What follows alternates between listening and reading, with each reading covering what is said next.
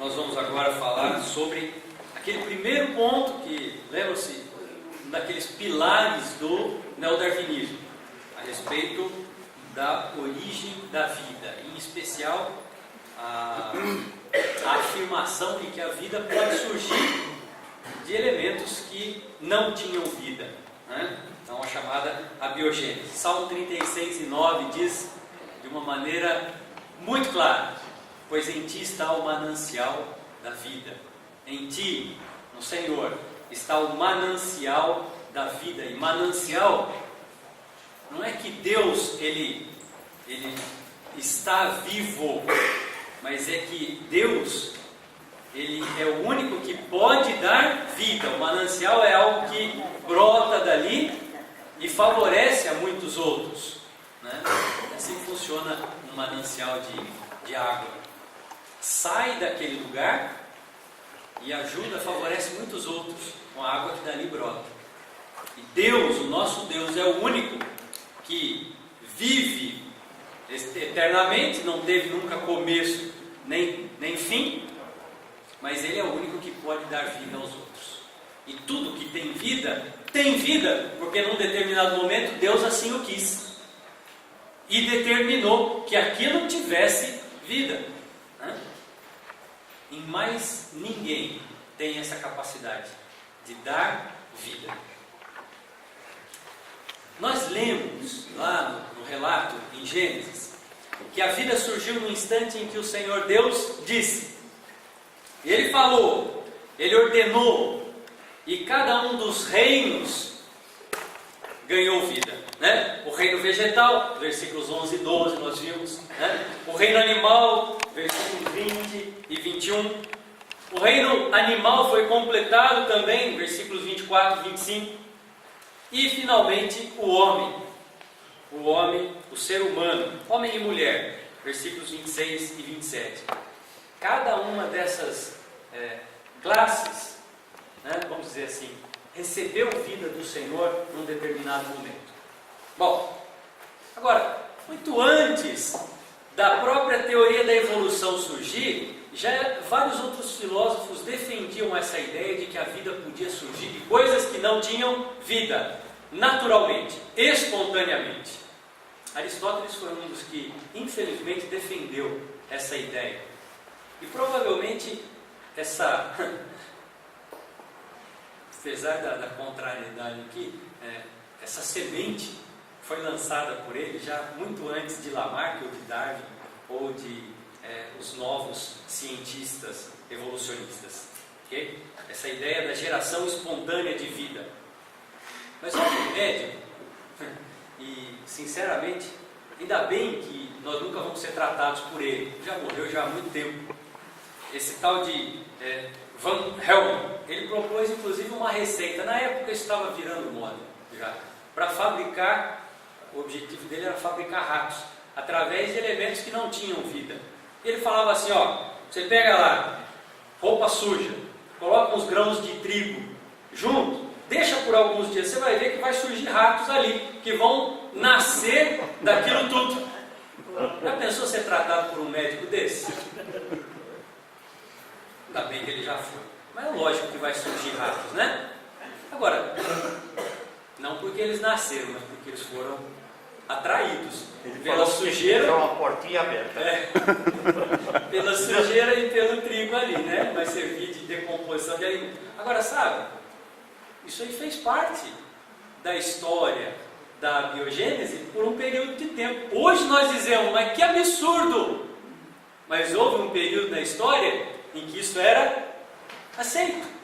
Assim como daqui a alguns anos vão olhar para a ideia de Oparin, Alexander Oparin, e vão dizer, mas que absurdo isso, da mesma forma que nós dizemos isso para a ideia desse médico. É assim que funciona a evolução. Bom, logo na sequência, século XIX aí, várias pessoas perceberam que isso era um grande absurdo. E um dos mais célebres, Pasteur, fez um experimento para comprovar que na verdade vida não podia vir de coisas mortas, sem vida. ele fez essa experiência, né? Ele pegou aqui uma solução que tinha compostos orgânicos, que é a proteína ali, né? E ele fez o seguinte, ele aqueceu, está vendo aqui ó, o gargalo, né? O pescoço do frasco, aqueceu isso, envergou ali para quê? Para que durante o aquecimento do frasco houvesse ebulição aqui e parte do líquido ficasse armazenado lá. O que ele garantiu com isso? Ele, na verdade, esterilizou o que tinha aqui dentro, eliminou todos os micro-organismos e impediu que o interior do frasco tivesse contato com o meio externo. E aí, manteve isso por um bom tempo e percebeu o quê? Que não havia proliferação de micro-organismos lá dentro. Por quê? Esterilizou, impediu o contato com o meio externo, a solução permanece estéril. Mas se cortasse aqui a tampa e deixasse isso aberto, se percebia que havia uma proliferação de micro-organismos e muito bem. Então, com essa experiência, e sabe o que isso deu origem? Pasteurização e esterilização. E sabe o que a gente percebe? Que os conceitos bíblicos, quando aplicados na prática, produzem resultados benéficos para o ser humano. E não foi só com o Pasteur que isso aconteceu, não. Existem vários outros cientistas que tinham uma mentalidade firme nos conceitos bíblicos e produziram com a sua vida benefício para a humanidade toda, ao contrário do que tem acontecido com os chamados cientistas evolucionistas, que têm levado a humanidade para um declínio com consequências para a humanidade de uma forma muito séria e grave. Quando nós levamos a evolução às consequências mais diversas, nós vemos aí, quando nós tiramos Deus do papel de Criador e de aquele a quem nós devemos prestar contas, né? Então nós vemos uma proliferação da promiscuidade, né? E os malefícios que isso tem trazido, porque nós podemos viver a nossa vida de qualquer jeito, eu não tenho que prestar contas para ninguém do que eu faço, vivo de qualquer maneira, e hoje é uma realidade. Então, é muito claro e nítido isso. Consequências ruins ou muito boas de você viver a sua vida, inclusive, nesse caso, profissionalmente, de acordo com princípios bíblicos. Isso dá para a gente aplicar isso aí, ó. Tem um outro caminho para nós levarmos o que nós temos estudado, né? Nós vamos perder o Pasteur prova isso, mostra. Muito bem. O tempo passou. Naquela época a biogênese perdeu força. Depois de um certo tempo isso voltou. E nós estamos falando 1894 até 1980. Esse era um cientista russo, Alexander Oparin.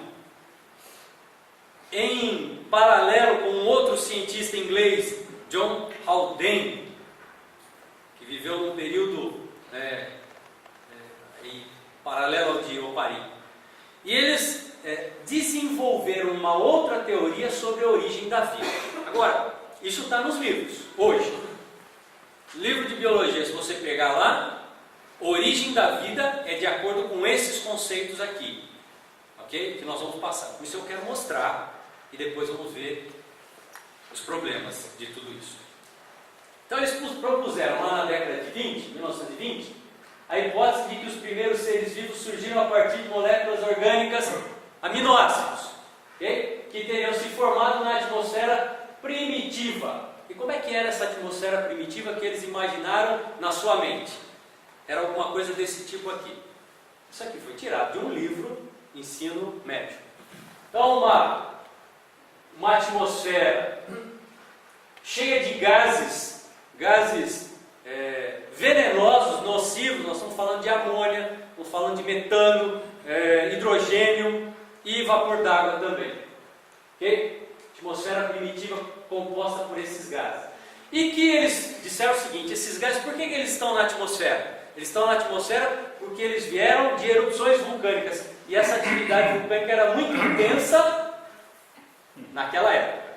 Muito vulcão expelindo para a atmosfera os gases, e por isso que isso tudo tomava conta. Lembra que nós falamos a respeito das condições que eles diziam que existiam lá atrás e que não existem hoje? Por isso que hoje nós não vemos a vida surgindo de coisas que não são vivas, porque hoje nós não temos mais essas condições aí, condições favoráveis para a vida surgir, né? Olha a cabeça. Bom, o que mais? Outra coisa que eles diziam: eu gostaria que vocês gravassem bem esses ingredientes da receita da biogênese. Gravem bem: gases na atmosfera, metano, amônio, hidrogênio e vapor d'água. Incidência muito forte de radiação ultravioleta. Eles diziam que isso era extremamente elevado, isso naquela época, muito diferente de hoje. Então tinha muito mais incidência de radiação ultravioleta. Okay? Descargas elétricas intensas por toda a atmosfera. E isso então provocou a ação dessas descargas elétricas da radiação ultravioleta, provocou nessa mistura a formação do que eles chamaram de uma sopa orgânica, chamada de coacervados. São elementos orgânicos, né? E isso é a base para a formação dos aminoácidos, que é a matéria-prima daquilo que forma o nosso corpo. Opa! Está aí descrito o caminho. Foi assim que as coisas aconteceram. Isso ficou diluído nos oceanos, na água aqui, até que isso foi se juntando aleatoriamente e se formaram então as proteínas. Vida surgiu nesse momento. Células, muito simples, se formaram. Então, daí vem o surgimento da primeira célula. Isso é a biogênese hoje. Foi assim que a vida surgiu. Aí eu peguei de um site lá de biologia o resumo disso tudo. Então, olha o que se diz lá. Não se sabe como a primeira célula surgiu. Não se sabe. Okay?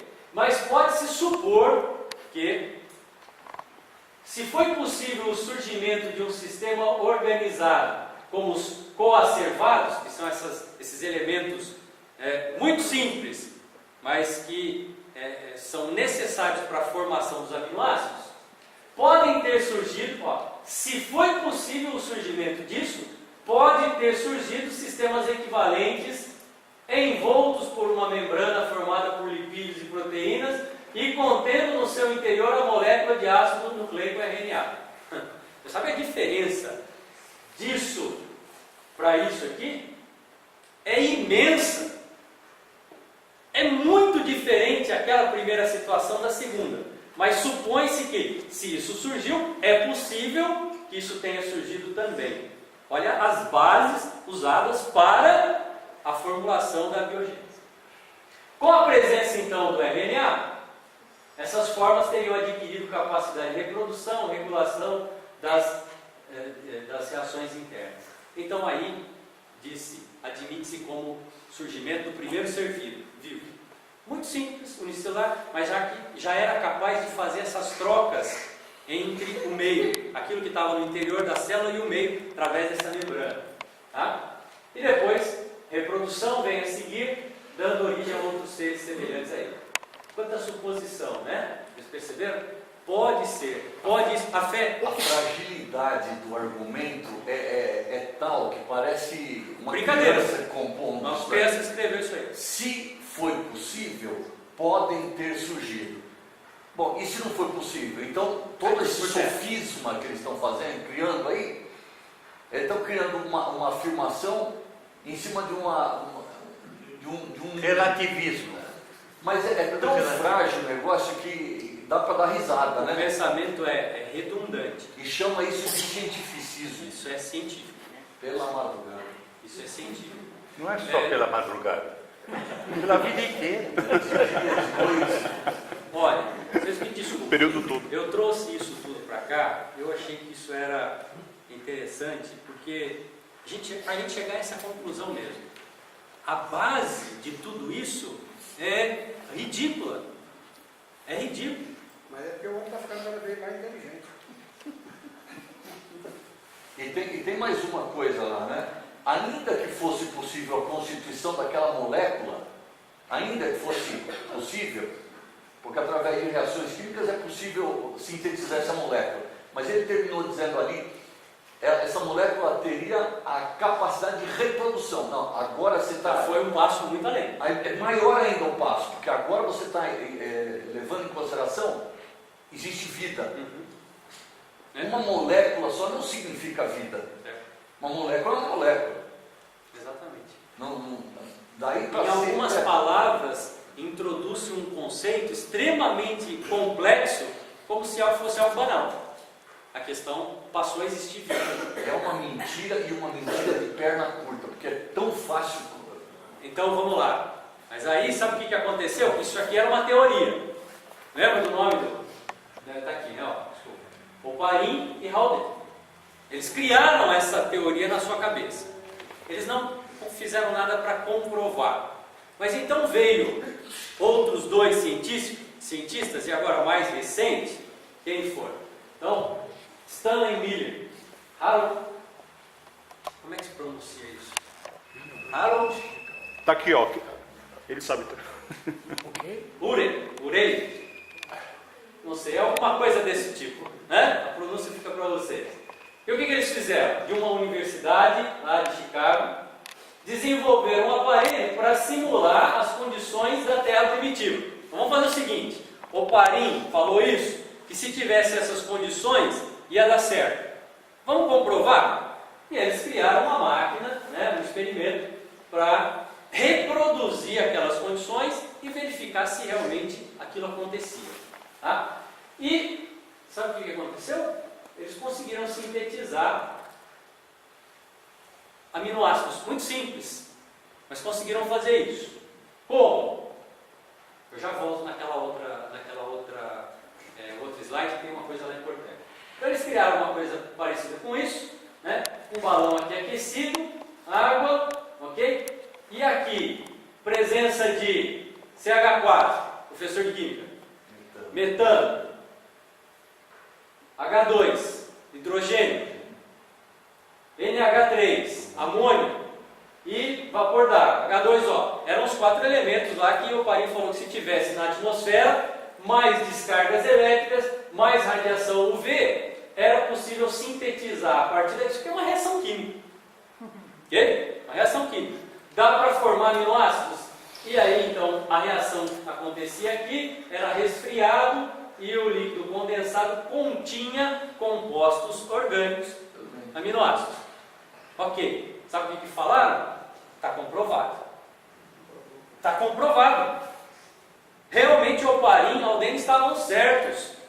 As condições da Terra primitiva daquela maneira e com tudo isso satisfeito, realmente é possível produzir aminoácidos. Então leia aqui, ó, no mesmo site lá, né? Oparin não teve condições de provar sua hipótese, mas em 1953, né, Miller realizou um laboratório, uma experiência e comprovou o aparecimento de moléculas de aminoácidos no interior do balão, que se acumulavam no tubo em U. Era aqui. Ok? Pouco tempo depois, aí um outro cientista chamado Fox mostrou que aqueles aminoácidos, quando numa determinada condição, secos e através de um aquecimento prolongado, reagiam entre si formando moléculas proteicas pequenas. É isso que interessa. É uma outra reação química. Então agora é o seguinte: para formar aminoácido nós temos aquelas condições, mas o aminoácido está lá, né, naquela sopa orgânica diluída no oceano. Depois nós precisamos tirar isso, levar para um lugar seco, aquecer, mas pode ter acontecido isso aleatoriamente. Pode ter acontecido em milhões de anos, e a partir daí então é possível formar proteína. Afirmação: as experiências de Miller e Fox comprovaram a veracidade da hipótese de Oparin. É ridículo para nós, mas eu quero dizer mais uma vez para vocês. Um livro de biologia do ensino médio. Isso está sendo anunciado um pouco a origem da vida. Exatamente isso. Isso quer dizer então que a Bíblia estava errada, porque a Bíblia diz que não foi através de uma sopa pré-histórica com gases extremamente tóxicos que originaram a vida. Pelo contrário, nós vimos lá, lemos isso. Então a Bíblia está errada. Se esses dois comprovaram a hipótese de Oparin, a Bíblia está errada. É muito simples e direto. Pergunta: quem que fez a descarga elétrica lá? Quem provocou aquela mistura da sopa orgânica lá, amônio, metano, água e hidrogênio? Quem fez a descarga de raios ultravioleta? Eles já estão, se fosse verdade o que eles estão falando, eles já estão na metade do processo.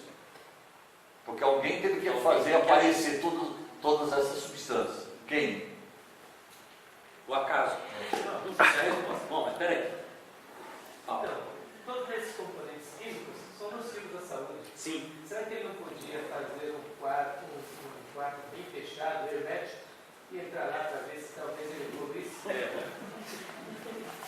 Mas espera um pouquinho. A questão não é só isso, não.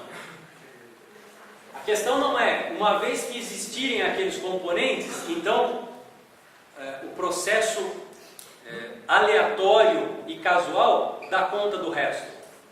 Então, veja, é claro que não é verdade isso, por algumas razões. Nós vamos ver várias dessas razões. Lembra que o objetivo nosso daqui para frente é tentar enxergar a questão científica por trás da afirmação bíblica. Okay? Então, questão da atmosfera rica em hidrogênio. Esse é o nome que é dado. Nós vamos estudar um pouquinho de química agora, né? Isso é chamado de atmosfera redutora, rico em hidrogênio. No final dos anos 70, começou-se a desconfiar que a atmosfera da Terra primitiva tivesse aquela composição proposta por Oparin. Então a questão agora é a seguinte: se não houvesse nem aqueles componentes, é óbvio que toda a hipótese dele se desfaz. Certo? Então, olha lá, um artigo da revista Science, já em 1995, que é um periódico extremamente respeitado no meio científico, meio acadêmico. Okay? Dizia o seguinte lá, esse John Cohen, está aqui, ó, se quiser dar uma olhada depois no artigo que ele publicou. Miller e Urey basearam-se em uma atmosfera redutora. O que é atmosfera redutora? Rica em hidrogênio. Uma condição na qual as moléculas estão saturadas com átomos de hidrogênio. Como Miller demonstrou mais tarde, o próprio Miller falou isso.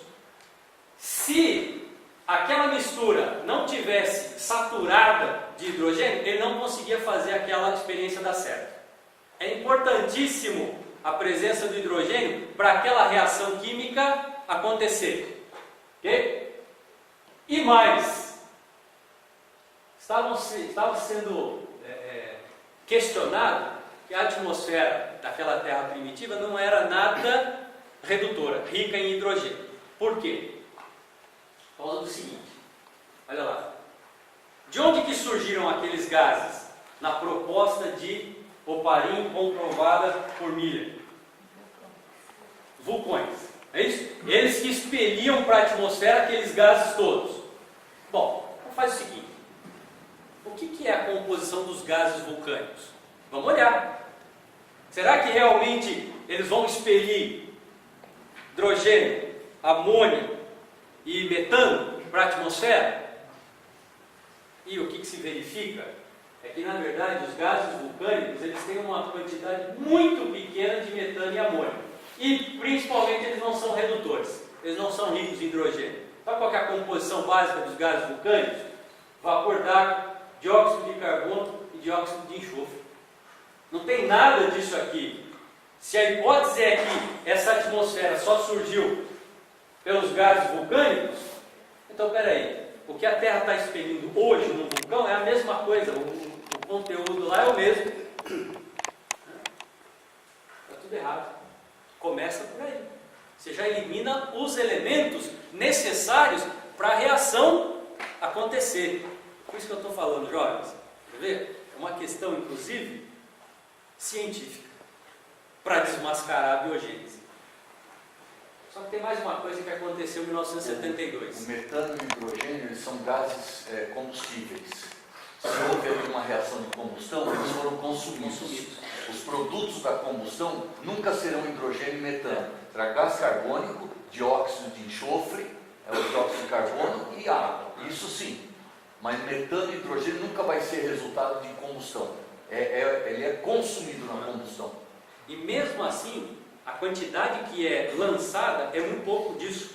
E se isso acontecesse, ainda seria consumido durante a explosão do vulcão.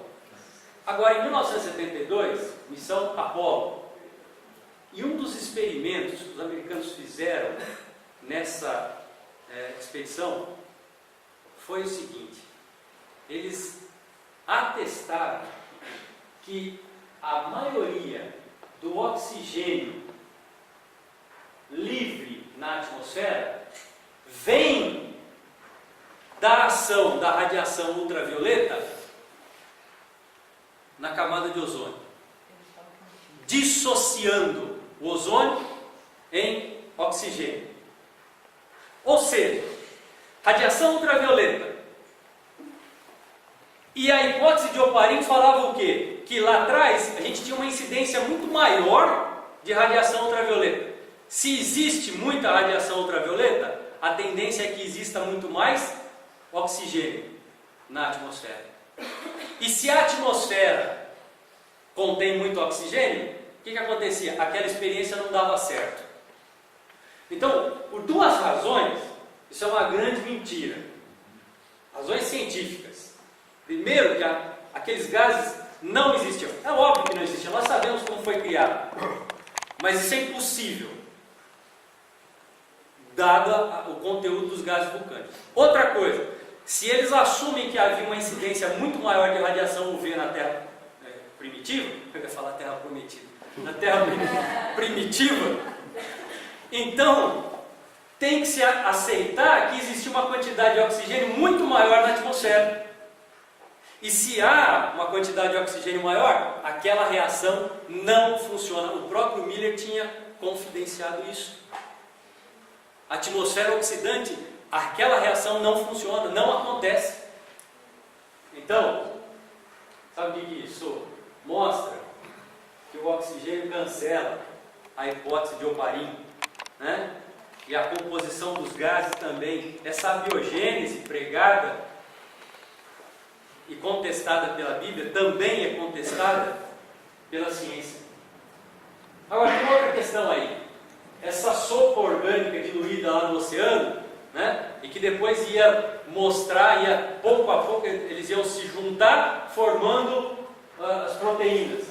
E muitos cientistas têm concluído também que a quantidade de aminoácidos dispersos nas águas não ia ultrapassar décimo de milésimo de grama por litro. Isso é muito baixo para que houvesse realmente formação, produção de proteína. Essa concentração seria baixa demais. Impossível isso. Nós não temos... Aqui é o seguinte, eu pulei, eu preciso voltar lá atrás. Ó, quer ver? Na experiência do Miller...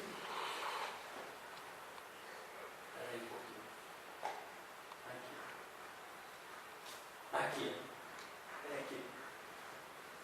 Quando o Urey e o Miller fizeram essa experiência, eles perceberam um subproduto.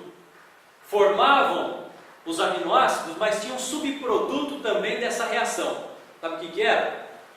Era uma coisa chamada de alcatrão. Sabe o que é alcatrão? Um negócio betuminoso, né? Parece uma geleia, escuro, tem um odor característico também. Então, pensamos o seguinte: se houve lá atrás essa reação acontecendo numa escala muito grande, esse subproduto deveria ter se formado também, não é? Então nós perguntamos agora,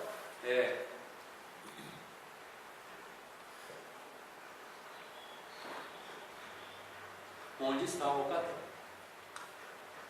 Porque devia ter registro geológico da presença dessa substância em uma quantidade enorme, e não tem registro disso.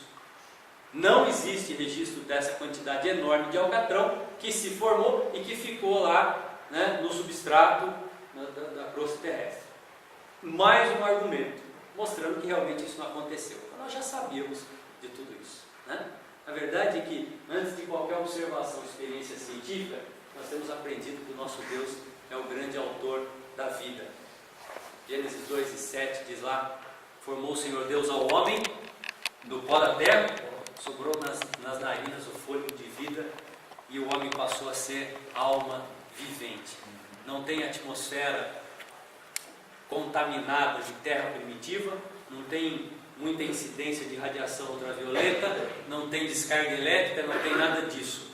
Deus fez com o seu sopro, transformando o homem em alma vivente. Atos capítulo 17. O Deus que fez o mundo e tudo que nele existe é meu mesmo, é quem a todos dá vida, respiração e tudo mais. E por que é dele que vem a vida? Porque nele está o manancial da vida. A Bíblia nos mostra isso. Pela fé nós cremos, mas os fatos científicos estão aí também. Aproveita isso, junta as duas coisas, e na próxima vez que você ouvir sobre a biogênese, mostra as falhas e mostra a verdade. Não está certo por isso, por isso, por isso. E por isso eu creio e confio que a vida veio do meu Deus, o Criador. Muito bem. Então nós terminamos aqui. Sobre o que o irmão Davi falou, né? Se existisse naquela época tanto hidrogênio e também incidência de ultravioleta que geraria mais oxigênio, talvez não existisse o planeta, porque o hidrogênio é extremamente explosivo. Provavelmente. Eles armam cada argumento tão sem base, né? E que é que as pessoas não acreditam nisso. Dá vontade de dar risada da cara. Dá vontade de rir se não fosse, aquela expressão, se não fosse muito trágico, né? Mas realmente a questão é trágica diante do que se afirma com uma base tão frágil. Né? E assim, também eles falam assim, é possível que houvesse, não tem uma afirmação segura, né? Não. Como a Bíblia nos oferece. Aliás, você vê a importância então dos milhares e milhões de anos nesse contexto todo para eles? Porque quando dizem assim, é possível, e isso aconteceu há muito tempo atrás, fica impossível de você dizer não é possível porque ninguém atestou. É porque faz muito tempo que isso ocorreu. E o oxigênio é um elemento que acelera o envelhecimento. Então, esquece os milhares de anos atrás.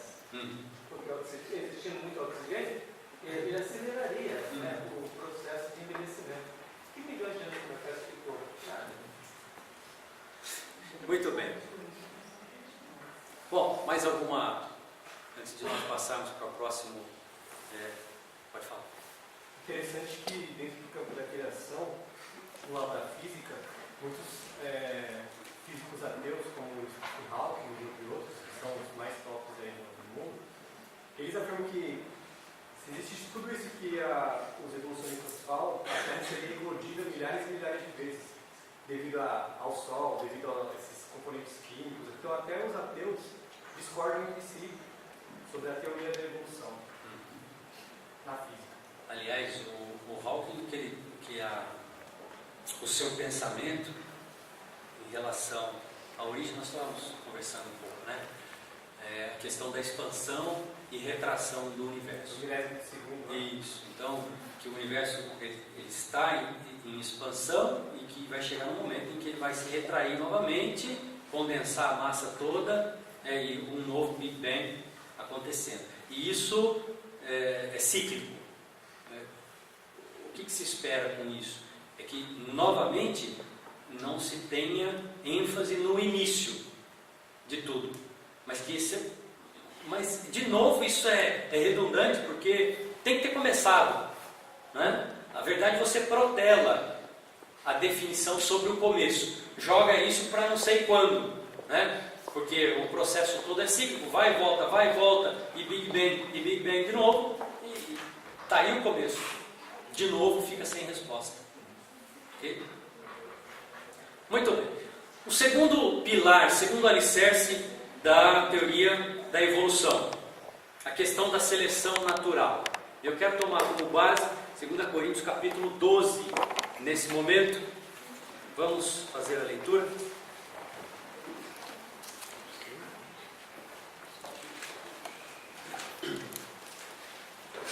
Segunda carta aos Coríntios, capítulo 12, versículos de 1 a 10.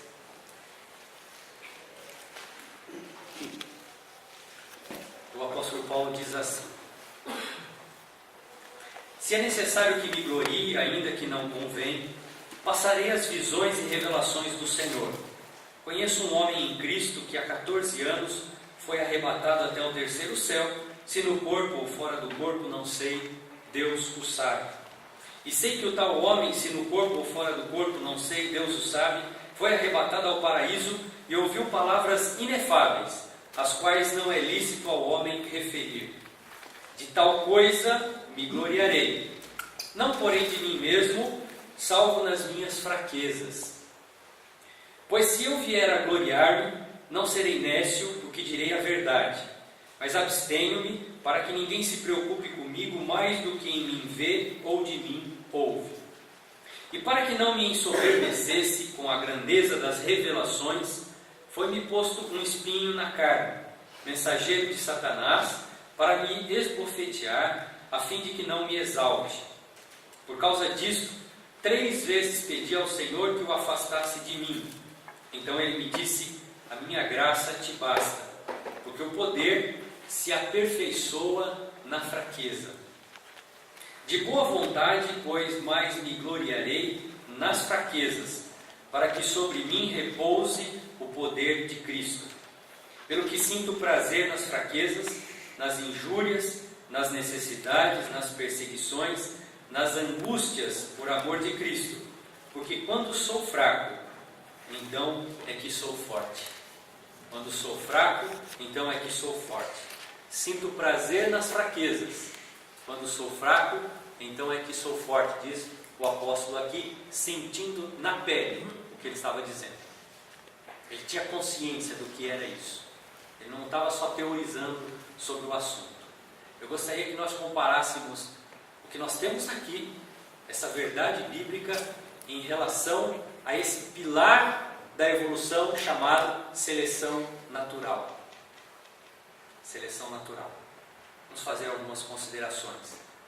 O que diz a teoria da evolução sobre a seleção natural? O que ela prega? Em primeiro lugar, consideremos isso. Quando, sob a batuta da seleção natural, a evolução acontecer, numa primeira fase vai ocorrer a diversificação das espécies com o surgimento de variações nos indivíduos. Veja bem, vamos pensar nos termos. Diversificação da espécie através da variação nos indivíduos. Algumas dessas variações serão favoráveis, outras não à sobrevivência. Então, a partir de um ponto comum, vai começar a acontecer variação nas gerações seguintes. Essas variações que vão acontecer, algumas serão boas, vão ajudar na perpetuação da espécie, outras ruins. Elas vão prejudicar, são caracteres prejudiciais. Nós estamos só entendendo o que é seleção natural dentro da evolução. Okay? Num segundo momento, ainda de atuação da seleção natural. Haverá a luta pela sobrevivência, uma competição entre os indivíduos pelos recursos escassos. E obviamente aqueles que têm características que os colocam numa posição melhor, superior em relação aos demais da mesma espécie, vão levar vantagem. Ok? Então, esses recursos, como alimento, espaço, outras coisas aí, eles vão estar disponíveis somente para aqueles que são os mais aptos, mais preparados, que têm aquelas características boas que surgiram naturalmente. Então aqui, evolução através da seleção natural diz que haverá uma luta pela sobrevivência e isso vai acontecer em todas as espécies existentes. E eu quero mostrar e chamar a atenção de vocês para a ênfase em sobrevivência e competição entre as espécies e dentro das espécies. E tem mais uma coisa, é que a seleção natural, dentro da teoria da evolução, coloca num patamar de igualdade todos os seres vivos, e isso agindo sobre todos os seres vivos. Peixes, animais, aves, raça humana. Trata da mesma maneira, sujeito à ação da seleção natural da mesma forma. E eu quero que nós consideremos isso. Diferença em lidar com a biodiversidade. Não é assim que a Bíblia coloca o ser humano e os demais animais, mas é assim que a evolução coloca, através da seleção natural. É um fator que age da mesma maneira entre animais em geral e o homem. Por quê? Porque considera o homem como um animal, pura e simplesmente um animal, sujeito aos mesmos instintos tal, que um cachorro, que um leão, que um macaco. Os mesmos instintos agindo no homem, pela sobrevivência e pela competição. Vocês conseguem enxergar o perigo disso?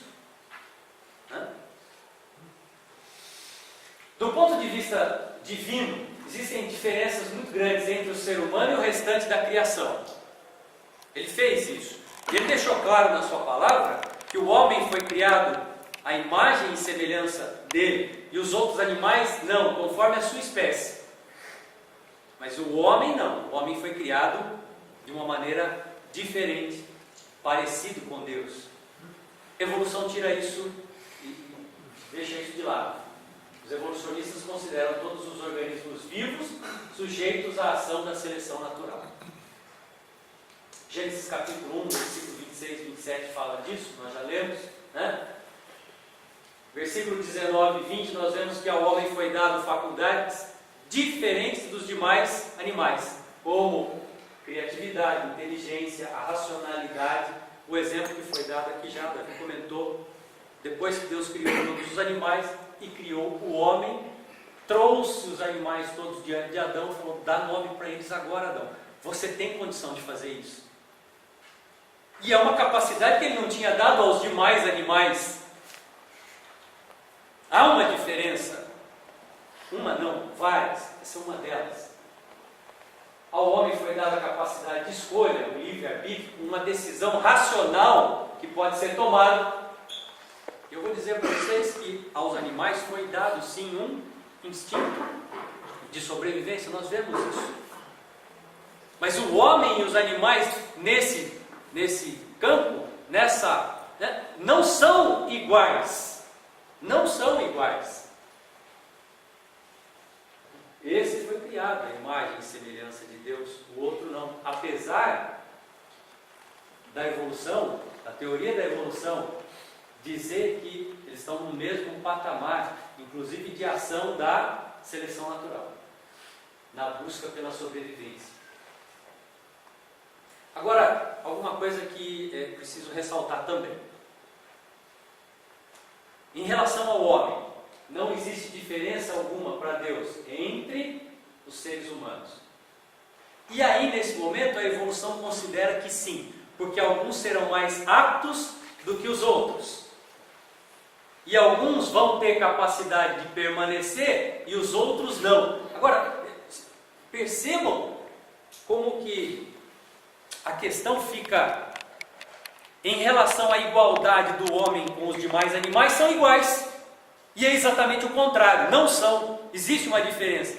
Dentro da espécie humana, a evolução diz, há um desnível. Alguns são mais aptos do que os outros. E o que a Bíblia diz é, não. Estão em pé de igualdade. A coisa é realmente invertida. É exatamente o contrário. Vamos ler Gênesis capítulo 5. Eu gostaria que nós ficássemos atentos a essa questão. Versículos de 1 a 3, falando da descendência de Adão. E uma coisa que nos coloca no mesmo patamar de igualdade perante o Senhor. Gênesis capítulo 5, versículo 1. Esse é o livro da genealogia de Adão.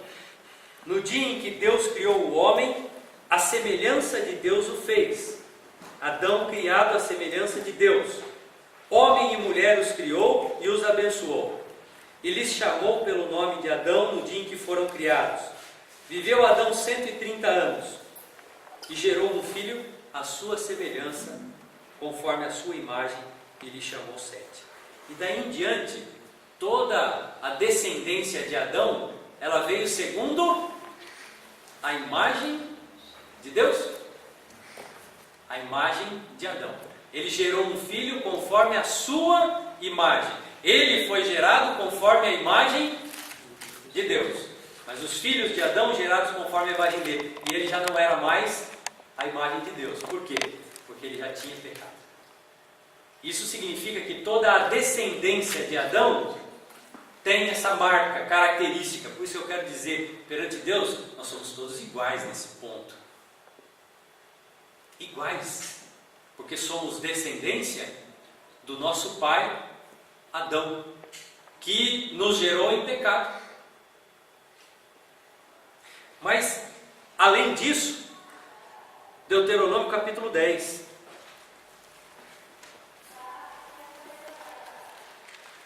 Deuteronômio capítulo 10, versículo 17. E essa mesma ideia é repetida em Tiago 2 e 9. O Senhor vosso Deus é o Deus dos deuses e o Senhor dos senhores, o Deus grande, poderoso e temível, que não faz acepção de pessoas, nem aceita suborno. Não faz acepção, ele não faz diferença. Tiago 2 e 9 traz a mesma coisa, a mesma ideia de não haver acepção, diferença. O que a seleção natural faz? Faz diferença entre as pessoas. Por uma questão natural de diferenciação, alguns são mais preparados a continuar do que outros. Outros serão aniquilados.